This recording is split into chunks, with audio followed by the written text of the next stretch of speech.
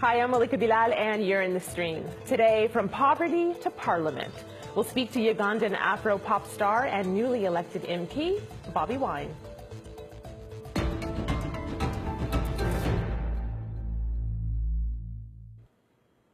Uganda's Robert Chagulani, better known by his stage name Bobi Wine, grew up in one of Kampala's poorest neighborhoods. To his East African fans, he's known as the ghetto president. And over the past decade, he's made a name for himself as a musician and social activist, speaking out against what he sees as injustices in his country. I would like to communicate, but the thing that we are eliminate, ignorance and poverty be eradicate, and the whole I get how you them be educate. Yo, don't you try to politicize, don't think me I try to criticize, no, sensitize me and sensitize, and me know say my people must realize the most important things, to liberty begins in your mindset, to free get up people they must educate, but education expensive to get, it's like you say we carry water in a basket. I don't know why the corruption is too much, why the price of electricity is too high, why the price of education is too high. Now, Bobi Wine has started a new chapter in his career, from ghetto president to real-life politics. Winning his district in a landslide election, the newly sworn-in member of parliament says he wants to inspire more young people to get involved in politics. In Uganda, about 80% of the population is under the age of 35. So today, Bobi Wine is taking your questions via social media. You can take part in today's interview by tweeting your comments, as always, with hashtag AJStream. And now, Bobi joins us from Kampala. Welcome to the stream, Bobi Wine. I want to take us back through the musical archives to start this conversation. You are a member of parliament now, but as we mentioned, you weren't always. So let's give our audience a little taste of where you started out. Exactly what's on a poor man's mind. Man called Bobi Wine, a man called Nobby, and listen, we come fit up. Remember we are going to you. Watch this. So this is your song, Ghetto. The lyrics are in Luganda, but clearly there are scenes of police brutality, there are images from the neighborhood. Can you describe to us what life was like for you then that made you want to put these scenes to music? Well, you might know, I grew up from the ghetto, and me and many other Ugandans are on the marginalized side, but I decided not just to cry about it, to talk about it. That's one of the reasons why I went into music, and that's how it has been for us. But I mean, I spent all my whole youthful life trying to, create awareness about our plight and trying to show my fellow ghetto youth that there's a solution, and the solution is within us. So basically, that's how I've lived my musical life. You mentioned your youthful life, but I think a lot of people would argue that you're still in that youthful life at 35. But I want to play a video comment from one of our community members who is very congratulatory and excited. This is Anthony, and this is what he had to say. I want to first congratulate Bobi Wine for the landslide victory. He and his wife, Bobi, ran a fantastic campaign and spoke the hearts of many. Now, in Uganda, we have a problem of police brutality, long pre-trial detention, a spineless human rights committee of parliament, a number of laws such as POMA that restrict freedoms. As a legislator, I would like to know what your plans are to tackle the 4 issues raised, to promote democratic freedoms and advance human rights for all. Thank you. So he pretty much laid out all the problems as he sees it in Uganda right now. You've only been a parliamentarian for less than a month. Which of those do you think that you'll be able to tackle? Yeah. Well, I went to Parliament to be the voice, to talk about these things. I'm well aware that not all the solutions lie in Parliament. The solution lie in the masses. But I went to be the voice to try and influence other legislators, because I know we have some very clear-headed legislators there, but at the same time to inspire other people, especially the young people, to take on the mantle, to stand up and be counted, and that way we can, create the real change that we want. I think that's represented here in this tweet from Kanjumba, who says, the world is changed by examples, not by opinions. So how does he intend to use his life experience to improve the well-being of the masses? But before you answer that, what does it mean to you? Explain for us who are outside of Uganda what it was like to be named the president of the ghetto. Clearly you were a well-known person in your neighborhood. What was life actually like? What did that look like for you? Well, it started like a ghetto title, like an unserious title. I'm one of the few ghetto youth that stood up and spoke reality to the powers that be. My peers, especially around the Kamocha ghetto where I grew up from, started looking at me as a leader and naming me as a ghetto president. And that actually gave me confidence to keep speaking for them. So it was more like an artistic title that was later on taken serious by people even older than us, and that's how it has been building. And later on it became a responsibility. It became a title that I could not run away from, but a title that I had to work hard to fit in, and here I am. So that trajectory, I know it was a lot harder than you're making it sound, but I appreciate you kind of summing that up for us. I want to share with our audience a clip of part of your song, Dembe. Now this is, the official video was released in 2016, and this was ahead of the general elections. Now the stream did a show on the general elections and the election of, re-election really, of President Museveni. Here's just a little taste of what you said in your song.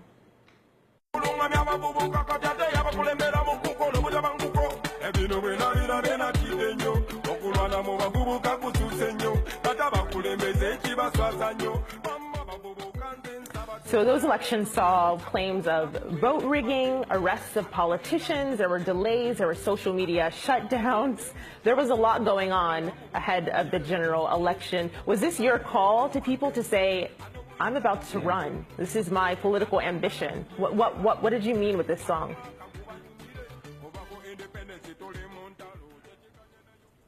Actually, I did that song towards the 2016 election. I wanted to call for peaceful elections, for calm, and I wanted to call upon the leaders to be realistic. There's a verse where I say, when a leader overstays in power, then a country is going to go to the dogs. I wanted to call upon the leaders to realize that there was need for change, peaceful change. As you know, we have never had a peaceful transfer of power in Uganda. And through that song, I wanted to call for that. Unfortunately, we didn't get that, but I still believe I played my part. So a call for change. Our community is not certain that it will happen. Some of them, I want to read to you this tweet we got from Ambrose, who says, you will not have an impact because over 80% of parliament belongs to President Museveni. Another person sent us a video comment, and they said something similar. This is Jackie. Here's what she thinks.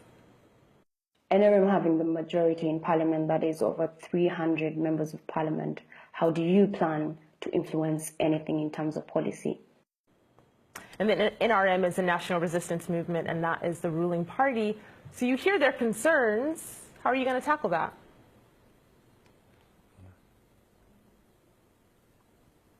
Yeah, actually, one of the reasons why I managed to get where I am today is because I am optimistic. I don't look at the problems, I look at the solutions. I am well aware that the parliament, the majority of the members of parliament belong to the ruling party, but I believe they also want a better Uganda. I believe that they want a peaceful transition. I believe that they have children and will have grandchildren in Uganda. What I present to them is not division but unity. What I present to them is not negative but positive. What I present them is an idea that is going to bind us together, an idea that is going to be the healing of our nation. So yes, there are many in parliament, but their opinions were not cast in stone. I believe that we can also influence them to think positively. But still, I also want to make it clear that I am not putting all my hope only in the parliament. My rise is to inspire as many people as possible to stand up, and especially the young people, and get involved in the politics of our country. That way, even the voting mass will be increased. I mean, many of our young men and women are discouraged from the politics of our country. If we get maybe another 500 Bobi Wines, then that fear will be crushed.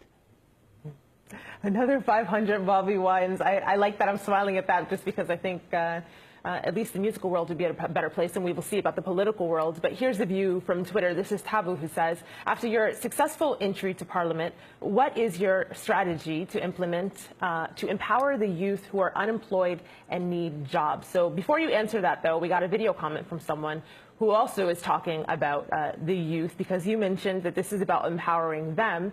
This is from a prominent journalist in Uganda, Mujuni Raymond. This is what he told the stream.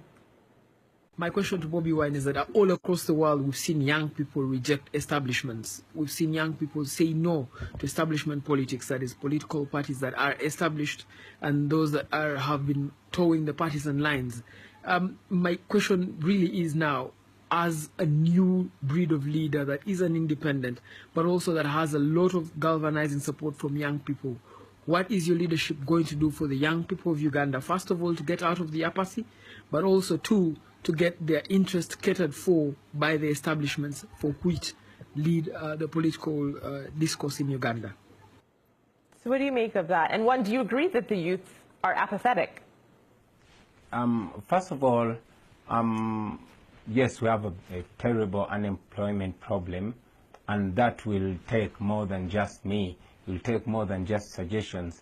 It will take all of us getting together and having a grand plan. But most importantly, it all begins by getting involved. It all begins by building the confidence. When we get involved and when we build the confidence, then we'll be able to influence the policies. The education system, I said it some time before, that our youth mainly, most of them are not only unemployed, but they're unemployable. So if we can devise means of improving skills and giving skills to those who don't have them, and even looking at the times, for example, today we tend to want to tackle a 21st century problem with solutions of the 20th century. But if we have more young people in the leadership, then we are going to have more updated solutions. Secondly, another brother, a journalist from Uganda, asked me how our leadership is going to be. I don't want to call it my leadership because it's not only about me. We have very many smart young men and women out there. The first step is for us to come together and make decisions together, decisions that work for us, and decide what works and what doesn't work. But that begins by, it starts with coming together. Of course, your position cannot be without controversy. It's hard to be such a public figure and not have criticisms and people deciding that some of the things you say are of issue with them. And so one of the instances I'm thinking of in particular comes from a 2014 denial of entry into the United Kingdom for alleged homophobic speech. And so in 2016, you changed your tune about that, and this is the article from that time. Singer Bobi Wine apologizes to Ugandan LGBTI over previous backlash. And a tweet here from someone who says, you recently met with the USA ambassador. Have you renounced violence towards the LGBT community in Uganda? This is from 2016. So now you are an MP. And you say you represent the voice of the voiceless. Does that include the voices of LGBTQ community members?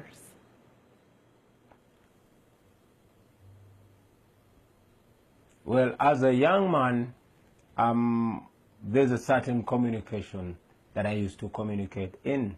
Yeah, but as a leader, you get to know that you, among the people you lead, there are different people. Some you agree with and some you might not agree with, but even those that you don't necessarily share the same mindset, you're not going to be violent to them. So yes, you see me dealing with leaders and people, even those who I defy in ideology with. But as a leader, I'm trying to be as respectful and maintain my values and my opinions. So we apologize for the line to you, Bobi Wine, and of course to our audience, because the connection to Uganda is not the sharpest, but we wanted to have this interview with you because our community is really excited about getting to hear you. But that's why there is a slight delay, about 5 seconds, and it's also why it's a little bit of a choppy video connection. But we apologize and we thank you for holding on. I want to bring up this tweet here because you talked about this not just being about you, this being about a movement and people behind you. This is a tweet that you sent not too long ago. Today we celebrate people power. Please join me for my swearing in at the Parliament of the Republic of Uganda at 2 p.m. Wear your Uganda flag. So I want to show a little bit of video from this day, the swearing in. You see the faces of people and how excited they are. Take a look.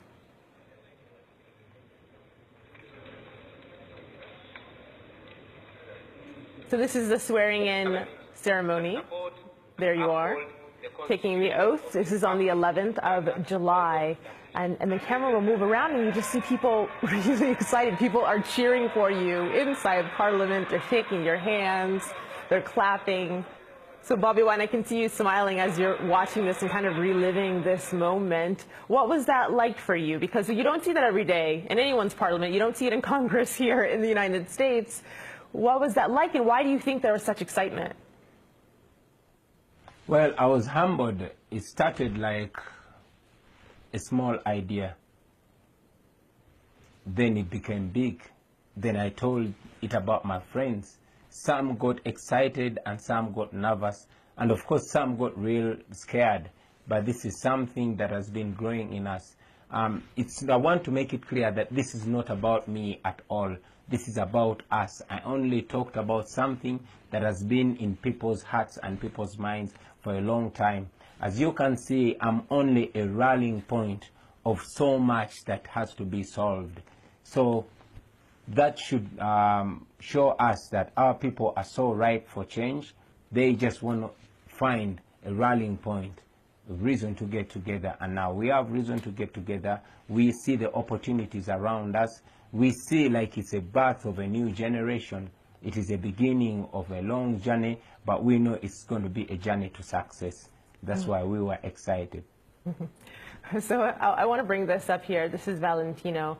And I think our online community feels the excitement, but some of them are cynical. Valentino says, don't talk of change. Talk of transformation within the system, because you are in the system now. Another person writes in, this is Sean, who says, Parliament has its own way of swallowing the good from their constituents. And then there's the issue of balancing legislation and national politics. So this idea, Bobi, of now you're part of the system, now you are a politician, even if you don't necessarily like that word. What are you going to do to ensure that you do not become like those who you've criticized? Well, I'm not going to become like one of them because I know what I am. I know who sent me. I know that I'm not in Parliament on my own. I'm in Parliament because people sent me there to represent them. For as long as the people who sent me there are still there, I am going to be serving them. So there is a concern, though, Bobi, and it's represented here with this headline that we saw just today. This is August 2nd. Police recruits have scores to settle. That's your quote there. But the article talks about how you very recently were detained on the eve of your own election, and some of your supporters were also detained. Of course, in the past, the stream has covered pre- and post-election violence, really. The opposition, of course, does not always enjoy the safety of having that position in Ugandan politics and society. Do you ever fear that you're going to run into more trouble? Well, fear is not part of my program. When I got into this, I had seen what was happening to all other opposition leaders and to all other activists. However, I wanted to be different. I wanted to approach this in a different way. Like Bob Marley said, we run things in a rubber dub style. So as as a leader and as a person who wants to do things differently, I wanted to stay out of trouble, but at the same time to be assertive. If you realize our campaign was a very peaceful campaign. We never crossed ways with the police until that day when the president wanted to use the same venue that we were going to use. And even when we were continuously provoked, most of our supporters are young people and they were charged. They could do anything, but we did everything within our power to keep them calm, because we believe in peace. We believe in peaceful elections, and we've been preaching peace all along. Yes, we were detained shortly and released, and I cannot rule out any possibility of being detained in the future. But I mean, Martin Luther King said it before, that freedom is not something that is going to be voluntarily given to the oppressed by the oppressor. It must be demanded.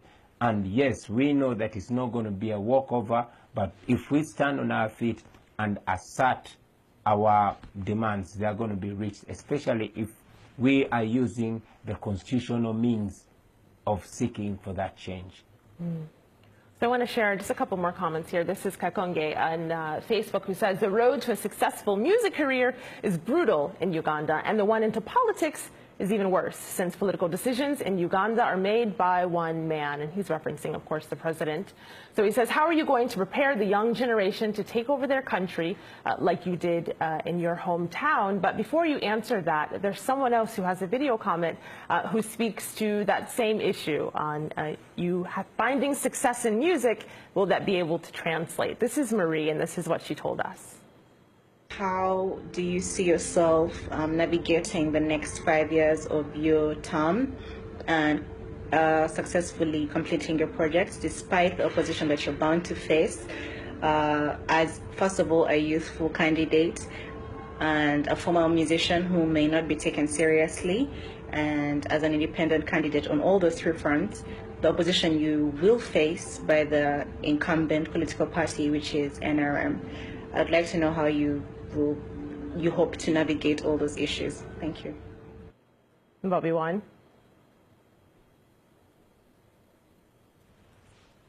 Yes, first of all, Kakonge said that the road to music stardom is rough and to politics is even rougher. I want him to know that the hardest nut is a nut that has been burnt by the sun. I've been burnt by the sun, and you can't be sure we'll go through there, especially if we know that the fire that burns inside us burns hotter than the fire that we are going through. We'll definitely get there. My sister was asking how I plan to go about it and where I see us in the next 5 years. I believe that if we keep coming together as a people, as Ugandans, if we keep dropping the interest in what separates us and picking interest in what binds us together. So with that, I'm going to end with two tweets here. Thank you so much for your time. But the first one shows really the humor of Ugandan citizens. This is that guy. He says, who is the internet service provider for Bobi Wine's interview with AJ Stream? Because your connection is breaking up. But even with all that said, our audience members are still holding on to your every word. This is a tweet from Omwoju, who says, Bobi Wine has given hope to many struggling youth in Uganda. The future is bright. Thank you so much for taking the time to talk to us, Bobi Wine. And thank you, of course, to our community for weighing in with your tweets, your Facebook comments, and your video comments. This conversation can continue online with hashtag AJStream because Bobi Wine is on Twitter. We'll see you there.